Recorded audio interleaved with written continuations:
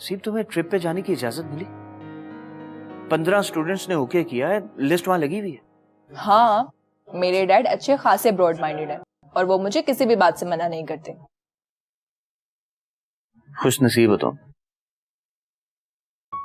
मेरे डैड को पता नहीं क्या जल्दी थी ऊपर जाने की। खैर, उसके बाद मामू ने बहुत कुछ किया हमारे लिए, लेकिन मामू की डोर भी ओमानी के हाथों में। डोर जिसे पतंग के साथ उड़ाते हैं ना, वो भी ऐसे करके। हाँ, कुछ ऐसा ही है। मामी जैसे चाहती है मामू को ना चाहती। हमारे घर भी छुप छुप के आते हैं वो। खैर, ये बात छोड़ो, मुझे ये बताओ कि तुम्हारे अब्बू से कब मुलाकात हो रही है? तुम्हारे बारे में कुछ जरूरी बातें करनी है। उन लोगों को लगता है मैं बच्ची हूं और वो लोग मुझे कुछ बताते ही नहीं है। ना माँ डैड से डाइवोर्स लेती हैं और ना ही उनके साथ रहती हैं। एक बात बताओ, आंटी आर्ट टीचर है ना? हाँ, आर्ट टीचर हैं, पेंटिंग्स करती हैं, मुजस्मे भी बनाती हैं, लेकिन बहुत उदास रहती हैं। और तुम्हें पता है, उनके तकिए के पास ढेरों दवाइयां पड़ी होती हैं। पता नहीं कोई इंसान इतनी दवाइयां कैसे खा सकता है। अरे, ये जो आर्ट के लोग होते हैं ना, ये होते ही ऐसे हसास है। देखो, तुम्हारी अम्मी के साथ जो कुछ भी गुजरा है, वो शायद उसको अपने अंदर से निकाल नहीं पा रही है, और वो सब कुछ वो अपने आर्ट के जरिए निकालती है। तुमने तो बड़ा अच्छा एनालाइज किया माँ को।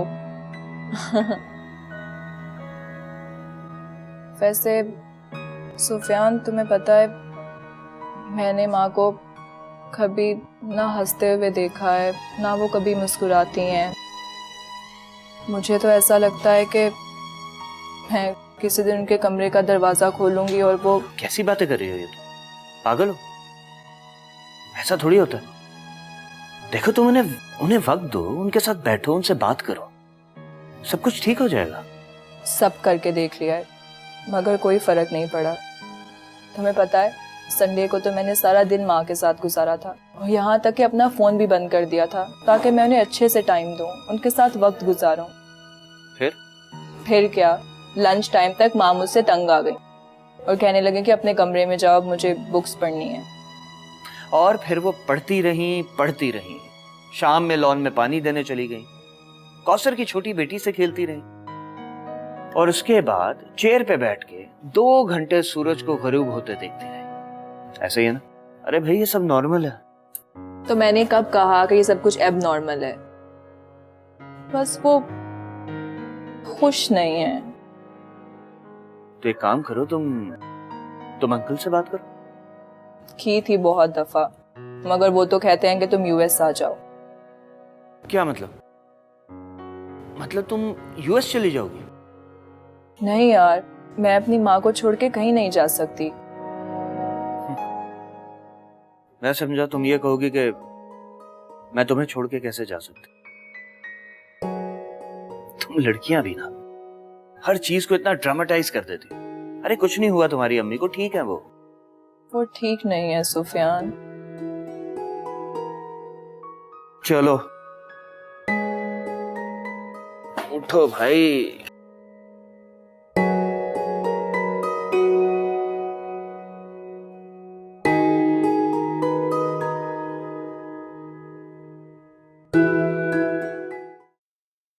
बस है ना, मुझे ये बताइए कि उस दिन जब आप आर्ट स्कूल से वापस आ रही थी तो क्या हुआ था? आप 18 साल की थी ना तब? जी, मैं कॉलेज में अपने फ्रेंड्स के साथ रिहर्सल कर रही थी। हमारा कॉलेज प्ले होना था Anarkali, and I was so excited because मुझे उन्होंने कास्ट किया था as a main Anarkali.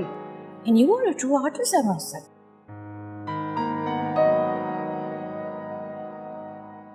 Have a seat. अब आराम से मुझे बताएं कि फिर आगे क्या?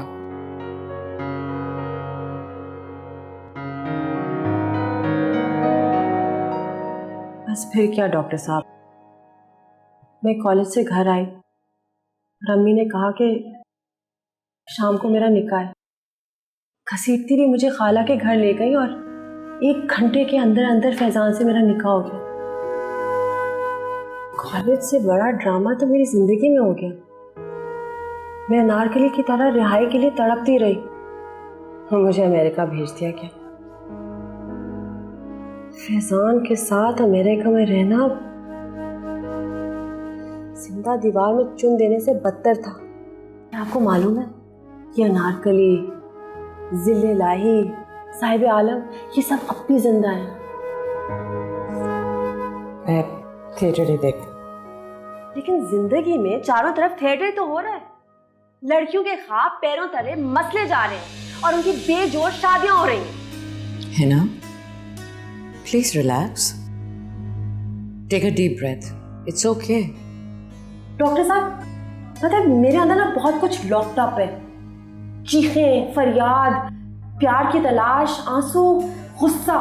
पिछले 20 साल से अनारकली जिंदान में है। ना जीती है ना मरती है। इतनी लंबी दास्तान में आपको इतने कम वक्त में किस तरह बताऊं? आप जानती हैं ना, मैंने 2 दफा खुदकुशी करने की कोशिश की थी। ऐसा ना, लेकिन अभी हम उसके बारे में बात नहीं करेंगे। मैं ये जानना चाहती हूँ कि आपकी अम्मी एक लेक्चरर थी, शी वॉज एन एजुकेशनिस्ट, तो फिर उन्होंने ऐसा क्यों किया? इतनी कम उम्र में आपकी शादी कर दी, वो भी बगैर पूछे, और एक ऐसे शख्स से जो सिर्फ पैसों की ज़बान बोलता। मेरी माँ बहुत खुदगर्ज थी, बेवकी का बोझ नहीं उठा सकी ना, अपने किसी कॉलीग से शादी करना चाहती थी और मैं उनके रास्ते की दीवार थी। तो उन्होंने क्या किया, मुझे फैजान के आंगन में जाकर ढा दिया। This is quite sad. एक दफा अगर मुझे कहती ना, मैं खुद उनके रास्ते से हट जाती, खत्म कर देती खुद को। सिर्फ एक दफा। और आप सिर्फ 19 साल की उम्र में एक बेटी की माँ बन गई। आप तो बच्ची थी तब। आपको पता है, जब सीप मेरी गोद में आए ना, ये सारे अपनी जिंदगी खत्म करने के प्लान्स खत्म। मैं उसके लिए जीना चाहती थी। और आप सही कह रही हैं, बिल्कुल बच्चों की तरह। आपको पता है, उससे पहले मैं उसके खिलौनों से खेलती थी, टॉम एंड जेरी देखती थी, लायन किंग मैंने उसके साथ शायद 2000 बार देखा। आप जानती हैं, जिस वक्त सीप मेरी गोद में आई, उस वक्त से मैंने फैसला कर लिया कि मैं सिर्फ और सिर्फ सीप के लिए जीऊंगी। आइंदा कभी खुदकुशी का सोचूंगी भी नहीं। वो मेरे जीने का मकसद बन गई डॉक्टर साहब।